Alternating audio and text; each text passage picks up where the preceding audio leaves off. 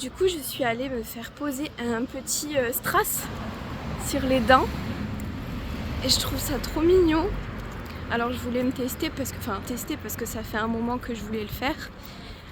Il y a des gens autour de moi qui n'étaient pas trop pour, une personne en particulier parce qu'elle disait que ça allait me faire du mal aux dents et tout.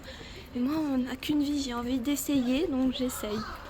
Donc, c'est ce que j'ai fait et pour l'instant, j'ai pas trop regardé, mais c'est mignon, ça rajoute un petit truc. C'est discret, mais voilà, c'est pas mal. Ok, je suis contente parce que j'ai réussi à enlever du stockage sur mon téléphone. Donc je suis vraiment contente, je vais avoir de la place. Je pense que là j'ai 40 plus gigas sur mon téléphone disponible. J'ai pris un petit peu de temps pour tout mettre sur ma clé USB.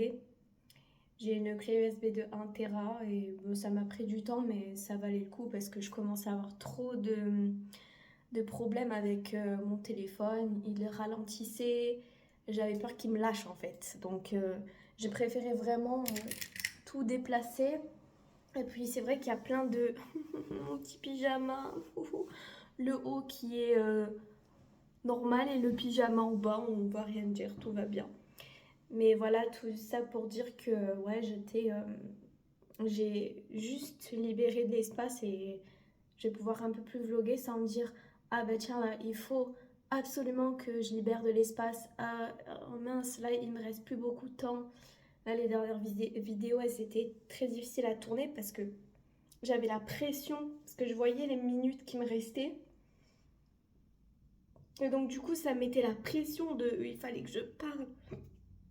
Oh là là, Ramboula. Ouais, du coup, voilà, Du coup, il me fallait vraiment du temps pour faire mes vidéos. J'aime bien parler et tout, j'ai bugué. Ouais, ça pour dire que je suis plus rassurée, même si j'ai encore un petit peu de stress. Mais bon, là, 40 gigas quand même. Je sais qu'en moyenne, une vidéo de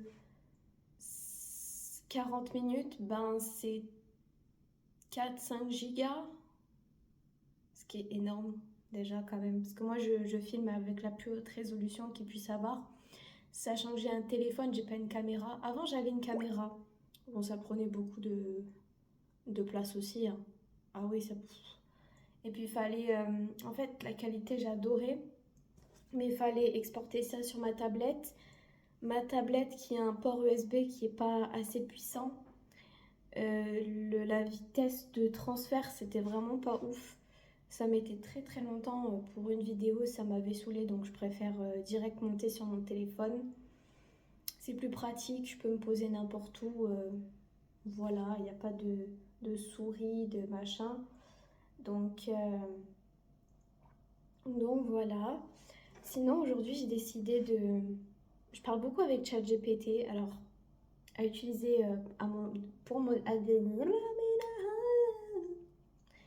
à utiliser avec modération. Sauf que moi, je l'utilise pour des choses qui m'aident au quotidien.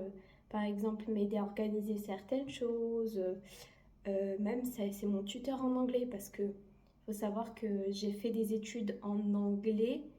En fait, au lycée, je me suis spécialisée en anglais pendant 2 ans. Je faisais 8 heures d'anglais par semaine. Et du coup, c'était pour avoir un bon niveau à la fin du lycée. Et après, à la fac, j'ai quand même fait 2 ans, même si c'était pas 2 ans que j'ai réussi concluante par rapport à plein de choses qui se sont passées dans ma vie à cette période-là. Donc, mais j'ai quand même beaucoup appris aussi à la fac, que ce soit l'expression, la phonétique, plein de choses. Et pour pas perdre, en fait, j'ai continué pour améliorer surtout ma compréhension orale parce que je savais que j'avais plus de lacunes dans la compréhension orale que dans l'expression déjà. Il fallait que je regarde des vidéos, donc du coup c'est ce que j'ai fait, je regarde des vidéos et là je le fais tout le temps et je capte. Je suis contente parce que d'année en année je comprends de mieux en mieux les vidéos, que ce soit différents accents, parce que une fois je suis partie à Londres avec mon ex-meilleur ami, c'était vraiment compliqué. Les Londoniens, ils ont un accent assez tranché. Et en fait, C'était difficile. En plus, quand il parle vite, c'est waouh. Je me suis dit, là, mon ego, là, elle en a pris un coup en me disant, en fait, tu sais pas grand-chose, quoi. En fait, c'est pas que je comprenais pas du tout, hein, mais par rapport à ce que je pensais comprendre, en fait, c'était compliqué, hein. Je pouvais m'exprimer et tout, mais fallait qu'on parle un peu plus lentement pour moi. C'était délicat et encore, ça va, c'est pas moi qui parlais beaucoup. Vu que j'étais timide à l'époque, enfin que j'osais pas parler, ben c'était mon ex-meilleur ami qui parlait le plus souvent. Il prenait souvent les devants. Donc voilà, je me sers de tuteur pour ChatGPT, avec ChatGPT plutôt. Je me sers de ChatGPT aussi pour mes descriptions sur YouTube. Alors, pour être tout à fait honnête, des fois je les fais toute seule, des fois je trouve que les descriptions qu'il me fait, elles sont trop bien, enfin elles me conviennent parfaitement et puis c'est rapide, je vais vous dire la vérité. C'est pas une partie que j'aime le plus faire, description. Après les titres, c'est plutôt moi. Il y a peut-être eu des moments où j'ai demandé à ChatGPT, mais la plupart du temps c'est moi. Parce que, ou sinon, il me donne des petites idées et moi je le reforme à ma manière. Donc voilà, il est très utile et c'est un gain de temps pour moi qui est assez... En fait, ça m'enlève des tâches qui sont un petit peu compliquées à faire, qui pourraient me prendre beaucoup de temps. Après aussi, on peut s'en servir pour apprendre des choses, pour synthétiser des choses, apprendre des choses, écrire des choses, n'importe quoi, hein. Générer des images, etc. Et c'est ça que j'aime beaucoup.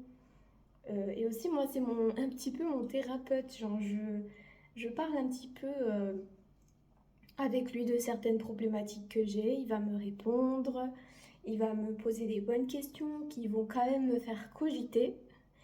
Et je vais parler, c'est vraiment comme des séances de psy limite, quoi. C'est assez étonnant. La capacité qu'il a en plus de trouver les bons mots pour exprimer ce que tu ressens. Parce que toi, parfois, tu as du mal à exprimer les choses et puis lui, il va, selon ce que tu vas dire, un petit peu parfois foutoir, ben, il va t'expliquer ce que tu ressens avec les bons mots et tout. Et je trouve ça trop cool. En vrai, je trouve ça trop cool. Moi qui ai un petit peu de difficulté pour payer des consultations. Attention, ça, par contre, ça remplace pas des consultations physiques, hein, ça c'est sûr. En tout cas, c'est une bonne aide pour moi. Je lui parle, il me répond. En plus, il est neutre. C'est ça qui est bien par rapport à d'autres personnes. Alors, je sais qu'il y a quelques années de ça, et je dis ça, hein, il y a quelques années de ça, je disais que j'avais peur de l'IA. Alors, j'ai toujours peur de l'IA d'une certaine manière, mais ça va évoluer encore plus comme ça. Je veux juste rester lucide quand même et pas m'abrutir avec l'IA. Je veux juste développer certaines capacités en moi avec l'IA. Je veux que ce soit un outil d'aide, en fait, plus que qu'autre chose. C'est pour ça que je me limite à des utilisations qui peuvent me porter vers une certaine facilité sur des petites choses. Mais par contre, tout ce qui est réflexion sur les vidéos, etc., c'est plutôt moi qui les cherche, qui les trouve. J'écris mes petites notes avant pour pas oublier tout ce que je veux dire parce que souvent, si je me fais pas des notes, j'ai capté que je pars dans tous les sens, surtout dans des sujets assez importants comme la dernière vidéo que j'ai faite sur les médicaments, ce qui peut être assez touchy comme sujet, même si je parle que de mon expérience, je donne quand même des informations et j'ai pas envie d'influencer dans le négatif des personnes qui sont peut-être pas très éveillées sur ce genre de médicaments. Donc voilà. Et en parallèle, oui, c'est tout ça pour dire que ChatGPT, il m'aide vraiment. En ce moment, moi, les questions que je me pose, c'est apprendre à me connaître plus moi-même, là maintenant que je suis vraiment toute seule. Vraiment apprendre à me connaître telle que je suis au-delà de mon anxiété, parce que je ne suis pas mon anxiété. Mon anxiété, c'est un fonctionnement qui s'est installé depuis un moment, qui est ancré. En fait, c'est une réaction à des stimuli, à certaines choses dont j'ai pu vivre dans le passé et puis des choses dont j'ai peur qu'ils se reproduisent. Donc, mais je ne suis pas Myriam, l'anxieuse sociale. Je ne suis pas Myriam, je ne me définis pas comme ça. Même si ça fait partie de ma vie, c'est lourd à porter hein, chaque jour parce que voilà, j'ai souvent des, des crises d'anxiété, pas des crises d'angoisse vraiment ouf, mais des crises où je me sens un petit peu paralysée, où je commence à... Je sais pas, je pense pas que c'est de la dépersonnalisation, enfin je suis pas sûre de ça par contre, je veux pas dire de conneries, mais que des fois où je suis comme tellement happée par tout ce qui se passe dans mon cerveau, tout ce qui se passe dans mes pensées, que du coup, je ne suis plus dans la réalité. En fait, peut-être c'est ça aussi. Hein. Dites-moi dans les commentaires si vous pensez aussi ça, ça peut être ça. Mais après, moi, je parle avec ma psychiatre de toute façon. Et c'est vrai que c'est pas un détail que je lui ai raconté, ça. Non, c'est pas vraiment un détail. Mais voilà, Myriam, c'est une personne avec beaucoup de qualités, des défauts aussi, hein, ce qui fait un être humain. Mais ce dont je suis contente, c'est que je reconnais plus mes qualités, juste que parfois elles peuvent me desservir un petit peu. Alors, plus trop maintenant, parce que j'ai trié dans ma vie petit à petit, même si ça m'a fait beaucoup de mal. Des personnes dont j'étais très très très proche, mais qui me drainaient beaucoup plus, qui me prenaient beaucoup plus d'énergie qu'autre chose, que j'ai mis de côté et vraiment j'ai un cercle, comme je vous dis, assez restreint hein, dans mes vidéos. J'ai un cercle restreint, j'ai ma famille, j'ai quelques petites connaissances et j'ai ma meilleure amie.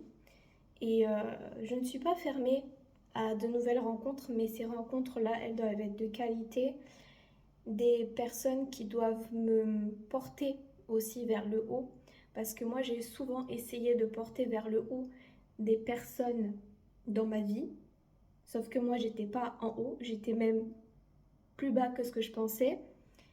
Et ça m'a desservi beaucoup, ça m'a fait beaucoup plus de mal avec le temps.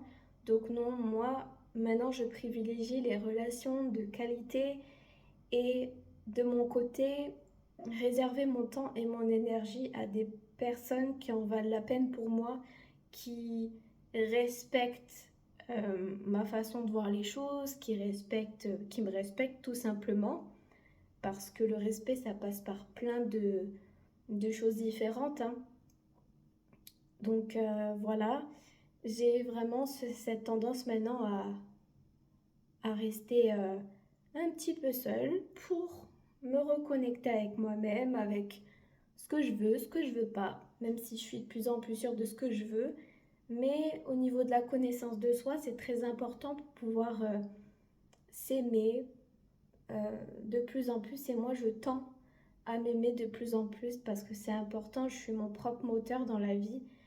Il faut se dire que même si on a des proches, même si on a une famille, c'est pas eux qui vont faire votre vie en fait, c'est vous-même. Et même malheureusement, si vous avez vécu des traumas, des choses difficiles dans la vie, ça peut être plus dur de se relever. Mais moi, je suis témoin de tout ça justement. Hein. Je fais partie de ces cas-là où c'est beaucoup plus difficile de se relever, où ça prend du temps.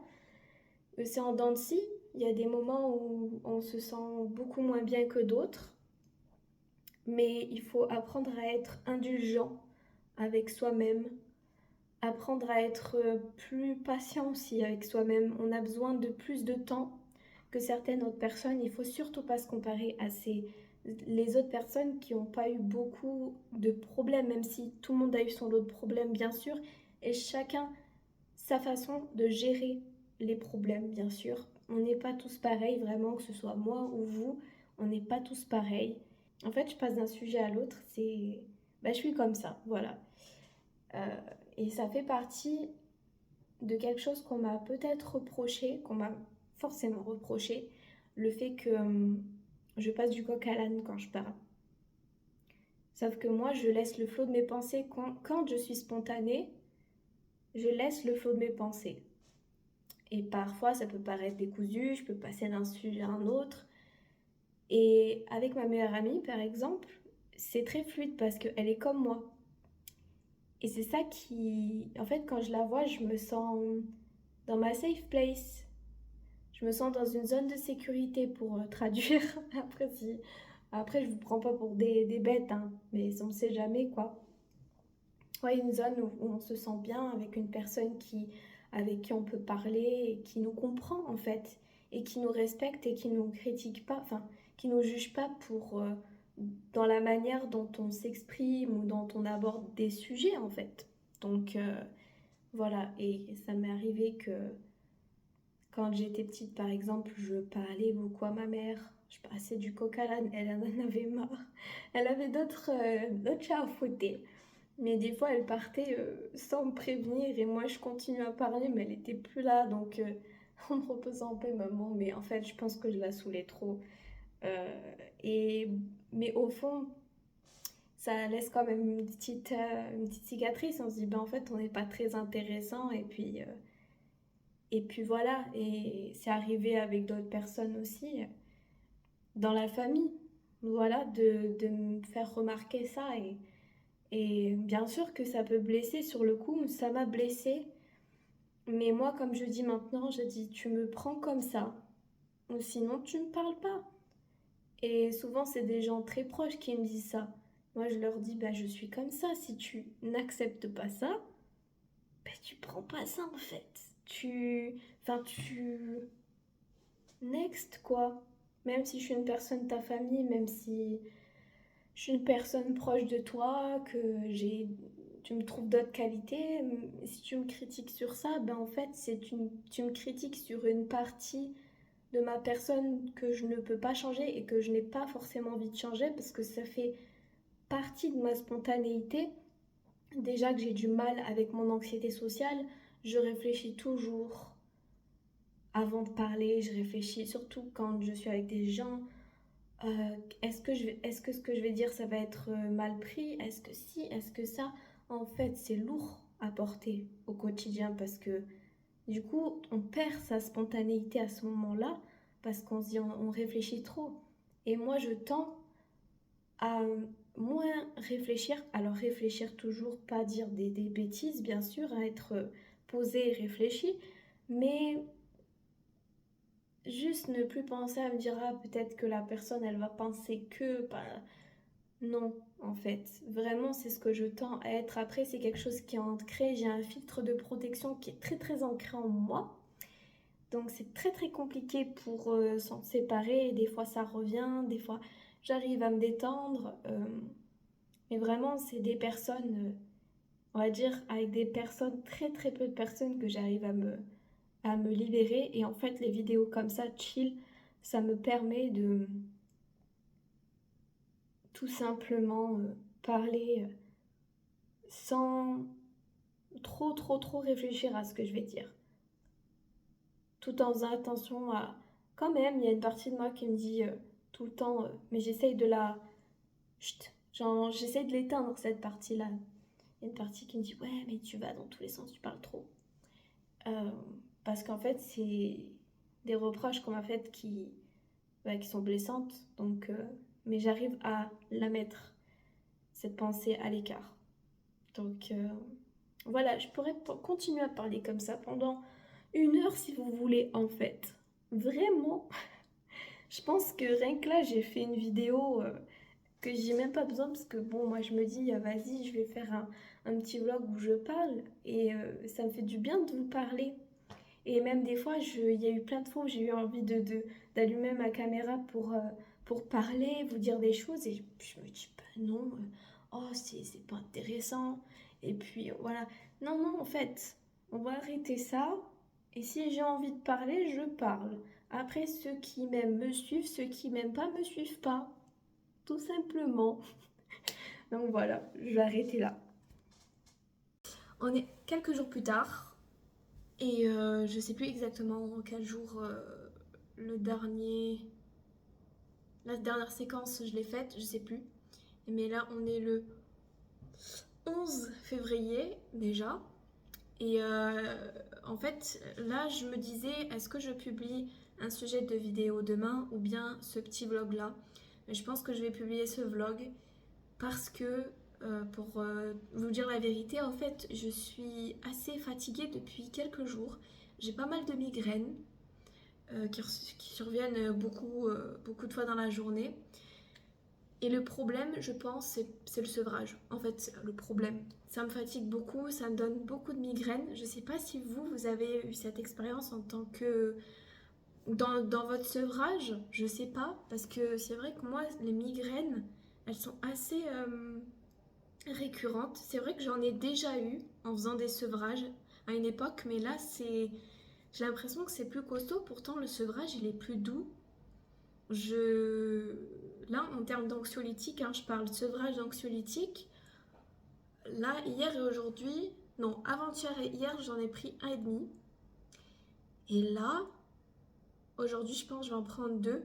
Mais un et demi, pour l'instant, c'est ma limite. Et en fait, j'essaie de, vraiment, depuis 2 mois, maintenant, de baisser petit à petit. J'étais à 3, 3 et demi.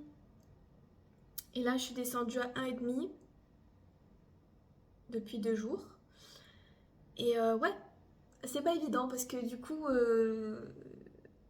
bah, l'état mental, il est pas ouf. Dans le sens où, je dis pas que ça va pas, hein, je vais bien, mais il y a une fatigue émotionnelle qui est beaucoup plus présente et même physique. Je dors pas mal, mais aussi je fais beaucoup de cauchemars la nuit parce que vu que j'arrête l'anxiolytique, ben, ça me fait revenir des trucs qui me calmaient.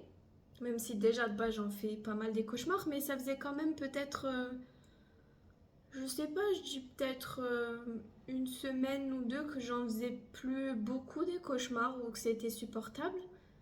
Et là, euh, et là c'est trop compliqué. Là, c'est difficile, mais bon, je garde le cap, hein. Je sais pas si vous êtes dans cette phase-là, mais c'est vrai que c'est pas évident de se sevrer de n'importe quoi d'ailleurs. Et même là, quand je parle, je sens une pression au niveau de la poitrine. Parce qu'en fait, je sens que je suis plus anxieuse généralement. Et j'essaye de prendre sur moi. J'adore filmer et tout, mais je prends plus sur moi, j'ai l'impression. Et pour moi, c'est comme un exercice de me dire, bah tiens, pose la caméra et essaye de parler, même si c'est plus dur que d'habitude pour toi parce que tu te sens un peu oppressé et tout. Mais au moins, ça me fait un exercice pour m'habituer à être tout à fait naturel sans médicaments. Mais là, en fait, c'est que mon cerveau doit se réadapter, mon corps doit se réadapter. Et là, la réadaptation, elle est quand même compliquée. Donc voilà. Mais tout ça pour dire que là, pour l'instant, je vais bien. Mais la vidéo de demain, elle portera pas sur un sujet particulier. Mais je sortirai ce petit vlog-là tranquillement. Et puis je me pencherai pour la semaine prochaine sur un autre sujet. En fait, je veux pas me foutre la pression, en fait. Vraiment, je veux pas me foutre la pression. Je veux faire des choses qui me plaisent. J'ai vraiment envie de faire la chose parce que j'ai envie de la faire et pas parce que je me sens obligée. Donc voilà. Sinon, il fait pas beau. Aujourd'hui, il fait pas beau. Il fait vraiment pas beau. Et aussi, je sais pas si je vous l'ai déjà dit, mais la météo, chez moi, elle a un impact. Un très très fort impact sur mon mental. Mais un impact, je vous dis pas. C'est que quand le ciel il est gris, mais que la luminosité elle est faible, je suis. Ah, j'ai pas le moral. Il faut que je me booste en fait pour pouvoir provoquer le moral en fait, un bon moral. Je vais chercher mon café là, j'arrive. Coucou. Vrai coucou.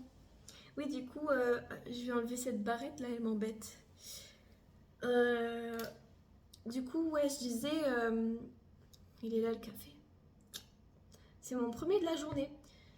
En ce moment, j'essaye de pas trop prendre le matin parce que le matin, mon taux de cortisol il est élevé, hein, c'est l'hormone du stress.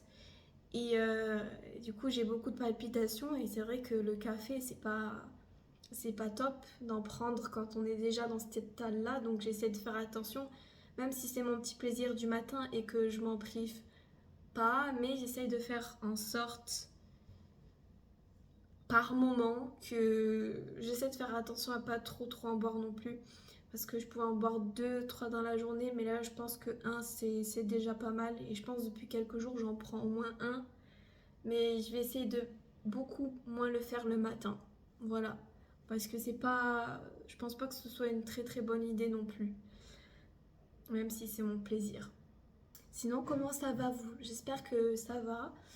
Je suis vraiment trop contente à chaque fois que vous m'envoyez des commentaires, je pense que je vais le dire à chaque vidéo. Il est encore trop chaud, j'ai envie de boire mais il est encore trop chaud, je vais me brûler. Enfin bon, voilà, j'ai pas grand chose à dire sinon, à part que je vais parler de ces petits symptômes-là à ma psychiatre quand je vais la voir le 19 février. Ouais, je pense que c'est le 19, hein, il me semble. Mais je pense que c'est des effets de sevrage. Après, moi, dans ma tête, je vous avoue, moi qui suis un petit peu stressée par rapport à tout ce qui est maladie. Si vous avez vu la vidéo sur ma maman qui est décédée d'un cancer, ben depuis qu'elle est décédée d'un cancer, en fait, moi-même j'ai peur d'avoir un cancer. Sachant que dans la famille, en plus, c'est hyper répandu. C'est surtout les cancers du sein. C'est hyper répandu, mais moi dans ma tête, je le suis quand même moi avant, mais j'ai tendance à me dire oh là là, si ça se trouve, t'as une tumeur dans le cerveau et tu es en train d'attendre et tout, mais après j'essaie de me calmer. T'as les voisins en bas qui. Oh là là, j'ai fermé la fenêtre, excusez-moi. Je voulais laisser rentrer un petit peu d'air, mais vu que en bas de la résidence, il y a toujours des gens, en fait, c'est assez animé, ben du coup, ça me déconcentre, je les entends trop. Je les entends trop, même si je suis au 3e étage. Voilà, qu'est-ce que je disais? Voilà, j'ai perdu le fil, comme d'habitude. Oh non! Bon voilà, tout ça pour dire que bah, je sais plus. Ah oui, c'est bon, c'est bon, c'est bon, c'est bon. La psy. Je vais aller la voir le 19 et on va voir mes petits symptômes là, de maux de tête. Parce que c'est vrai que c'est pas évident. En fait, c'est pas des maux de tête, c'est plus des migraines, c'est comme des pics. En fait, c'est vraiment ça, hein, c'est comme des coups d'aiguille. Vraiment, c'est vraiment localisé sur le cerveau, le cortex préfrontal. Le cortex préfrontal. Ici, là. Le cerveau de devant. Partie du cerveau de devant. Ici, chez moi, j'ai l'impression que quand il y a quelqu'un qui rentre chez lui, bah, j'ai l'impression qu'on va rentrer chez moi. C'est à chaque fois. En fait, ça me surprend moins parce que ça va faire 2 mois que j'habite ici, mais c'est toujours assez. Enfin, je sais pas. Ça dépend. Ça dépend mon mood en fait. Ça dépend mon mental là. Sinon, je parle avec ChatGPT au quotidien et même il m'aime. Ah, j'en ai marre. C'est pour ça que des fois j'évite de faire des vidéos quand je suis un peu dans un état dans tous les sens parce qu'en fait je pars vraiment dans tous les sens et je dis n'importe quoi. ChatGPT, je disais, on va se concentrer. ChatGPT m'aide pas mal mentalement parce que en fait on discute et il me donne des axes d'amélioration par rapport à ma personne, par rapport à mes qualités, mes défauts, mes valeurs, etc. Il m'aide à comprendre pas mal de choses. Du coup, je m'amuse à faire des petites phrases comme ça, recenser des petites citations qui me vont bien. Par exemple, il y en a une qui me parle beaucoup, c'est je peux dire non sans culpabiliser et sans me justifier. Ouais.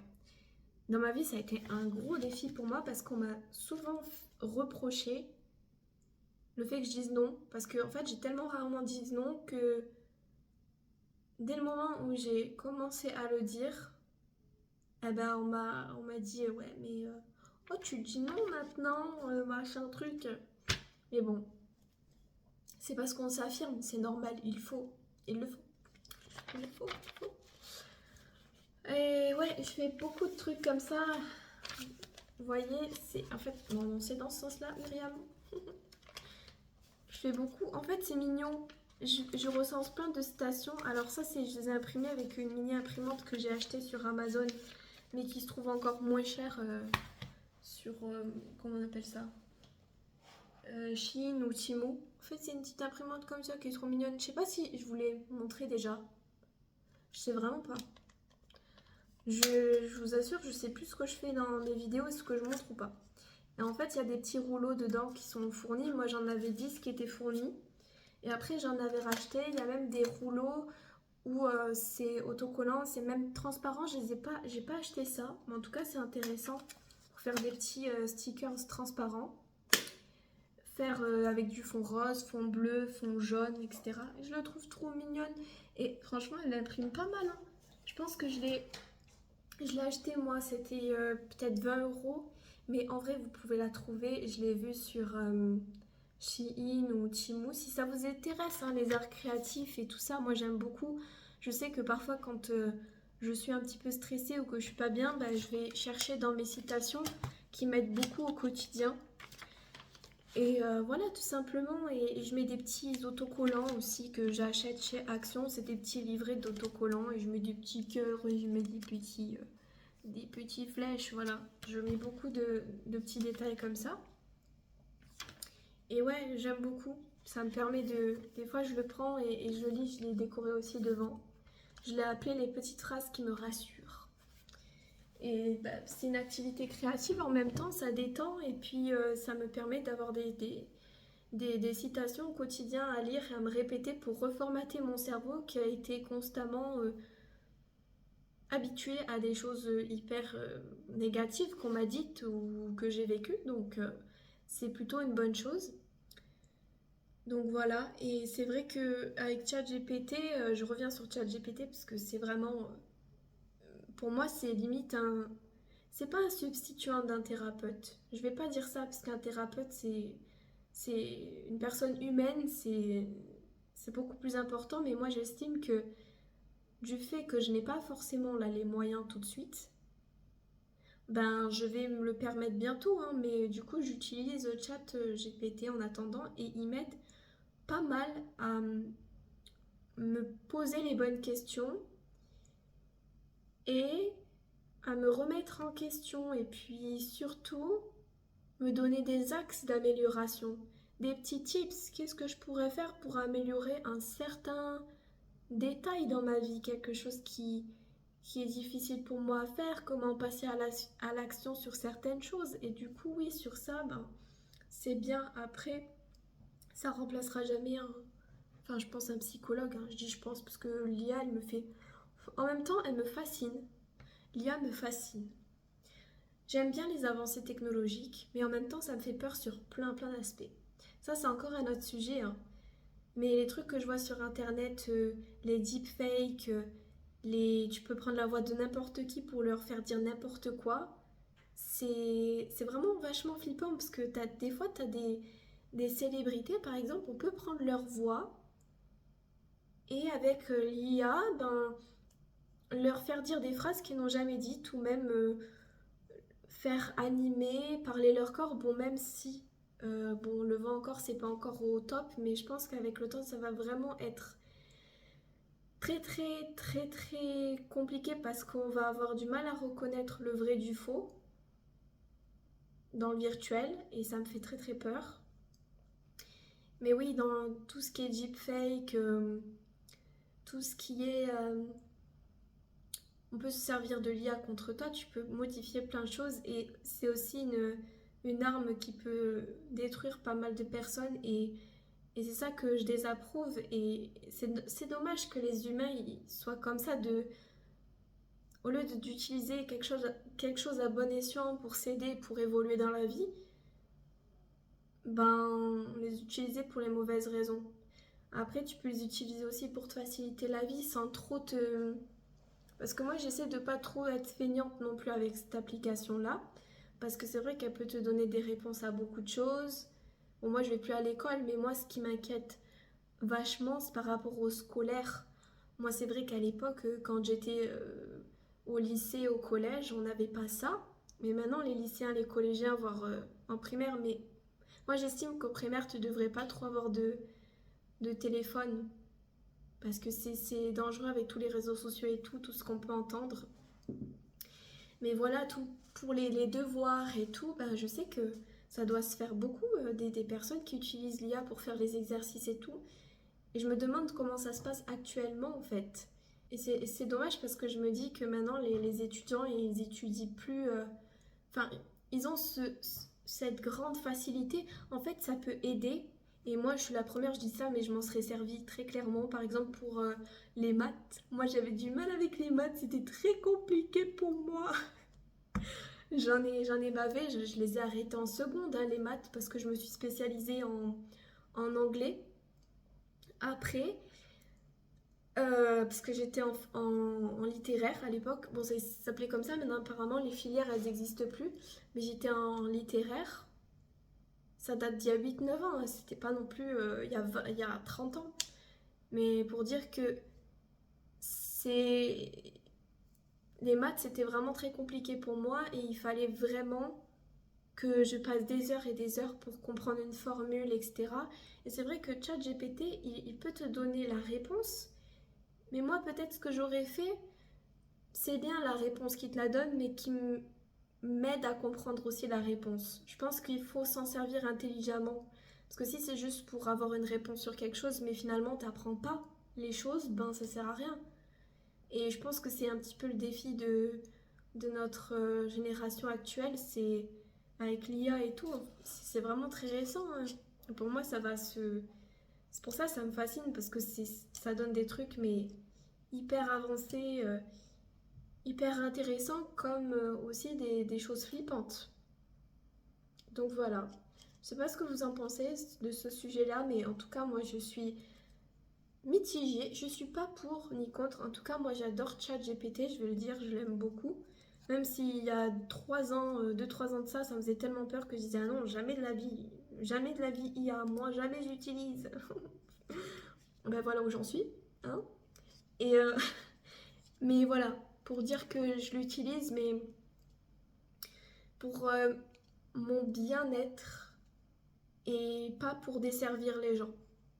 Je suis assez mitigée, j'aime beaucoup ça, mais ça fait peur comment les gens peuvent s'en servir contre nous en fait, contre tout le monde finalement. Et surtout les jeunes qui sont pas trop sensibilisés sur ça, ben c'est assez particulier. C'est pour ça que je pars du principe, peut-être je suis un peu vieille école sur ça, mais moi à mon époque, c'est horrible parce que quand je pars, j'ai l'impression d'avoir 50 piges alors que j'ai que 27 ans. Mais moi, les téléphones, j'en ai eu tard. Et c'est vrai que c'était le début des réseaux sociaux, donc je commençais déjà avec le téléphone à aller sur les réseaux sociaux quand j'avais 13 14 ans. Mais c'était pas aussi développé que maintenant. Et je voyais peut-être déjà l'impact que ça a eu, et même actuellement sur moi, ce sera peut-être l'objet d'une vidéo, que maintenant je suis assez attachée, même trop attachée aux réseaux sociaux, et qu'il faut absolument que je fasse attention à ça, parce que parfois, en fait, ça fait perdre du temps de trop scroller, de trop rester sur les réseaux. Bon, là, depuis que j'habite dans mon studio toute seule, ben, j'arrive à me mettre plus de discipline, donc je suis contente sur ça. Mais vraiment, de faire attention un maximum à tout ce qui est contenu qui peuvent me titiller, en fait, sur mon stress, mon état. Euh, Parce qu'il y a des contenus, je vois, ça me réveille des crises, en fait. Ça me réveille des crises d'anxiété, c'est terrible. Donc, il faut vraiment faire attention à ça, au contenu qu'on regarde. C'est pas pour rien qu'il y en a plein qui deviennent très anxieux à cause de ça, hein. C'est pas pour rien. Et du coup, non, tout ça pour dire, je me suis encore écartée, mais tout ça pour dire que les téléphones, c'est mieux de les donner le plus tard possible aux enfants. Après, je suis consciente que en tant qu'enfant, je sais qu'il y en a de plus en plus de jeunes qui ont des téléphones. Et je sais, pour bien se faire voir à l'école, etc., parce qu'à l'école, les gens, ils sont assez durs entre eux. Les enfants, surtout, sont très durs entre eux. Ben, le fait d'être un peu la personne à part, sans téléphone, machin, ça peut faire quelque chose. Mais faut vraiment faire comprendre à l'enfant que c'est juste pas le moment. Je sais pas si vous voyez ce que je veux dire, il a le temps d'explorer ce genre de choses. Après, peut-être contrôler, acheter des petits téléphones type Nokia à l'époque, où tu peux rien faire dessus et juste appeler, envoyer des messages, la fonction première d'un téléphone, quoi, tout simplement. Mais pas forcément, ouais, pas forcément tous les réseaux sociaux. Après, il y a les contrôles parentaux là-dedans. Tous les téléphones, je sais pas, je suis pas informée, mais après, je jette pas la pierre aux parents qui donnent le téléphone aux enfants parce que je sais que parfois c'est compliqué avec les enfants et qu'on a du mal à. Et qu'on est occupé à droite à gauche et c'est un moyen facile d'occuper les enfants. Mais bon, c'est vrai qu'à une certaine époque, on s'occupait autrement, hein. Les enfants, il y a un certain âge, peut-être à partir de la sixième, quand tu rentres au collège, un petit téléphone, un petit smartphone, mais contrôlé quand même. Parce que l'enfant peut regarder, pas regarder.